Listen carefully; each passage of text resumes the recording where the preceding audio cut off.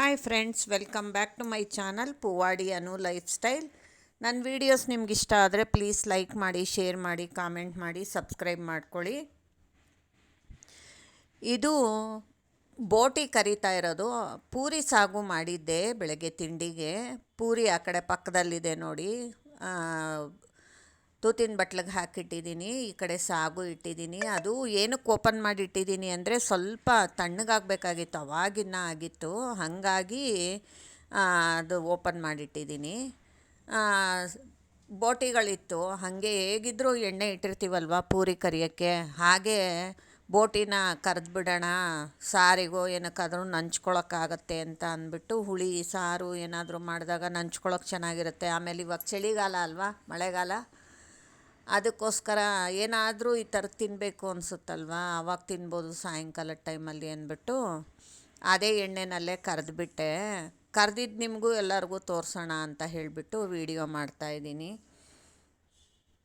ನನ್ನ ವೀಡಿಯೋಸ್ ನಿಮಗಿಷ್ಟ ಆದರೆ please like ಮಾಡಿ, ಶೇರ್ ಮಾಡಿ, ಕಾಮೆಂಟ್ ಮಾಡಿ. ಆಮೇಲೆ ಖಂಡಿತ ಎಲ್ಲರೂ ಸಬ್ಸ್ಕ್ರೈಬ್ ಮಾಡ್ಕೊಳ್ಳಿ.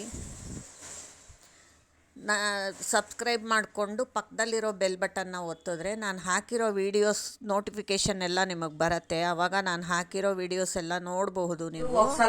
ಅದಕ್ಕೋಸ್ಕರ ಖಂಡಿತ ಎಲ್ಲರೂ ಸಬ್ಸ್ಕ್ರೈಬ್ ಮಾಡ್ಕೊಳ್ಳಿ ಪ್ಲೀಸ್. ನೋಡಿ, ಇದು ಈ ಬೋಟಿಗಳನ್ನ ಕೊಳ್ಳೆಗಾಲದ ಕಡೆ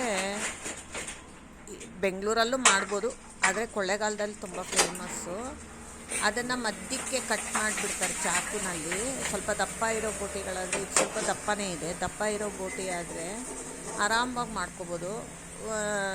ಕಟ್ ಮಾಡಿಬಿಟ್ಟು ಉದ್ದಕ್ಕೆ ಅರ್ಧಕ್ಕೆ ಕಟ್ ಮಾಡಿಬಿಟ್ಟು ಅದರಲ್ಲಿ ಈರುಳ್ಳಿ, ಕ್ಯಾರೆಟು, ಕೊತ್ತಂಬರಿ ಸೊಪ್ಪು, ಕರಿಬೇವಿನ ಸೊಪ್ಪು, ಆಮೇಲೆ ಹಸಿರು ಖಾರ, ಸ್ವೀಟ್ ಚಟ್ನಿ ಎಲ್ಲ ಹಾಕಿಬಿಟ್ಟು ಮಿಕ್ಸ್ ಮಾಡಿ ಇದರೊಳಗೆ ತುಂಬಿಟ್ಟು ಮೇಲೆ ಕಡಲೆಪುರಿ ಹಾಕಿ ಕೊಡ್ತಾರೆ.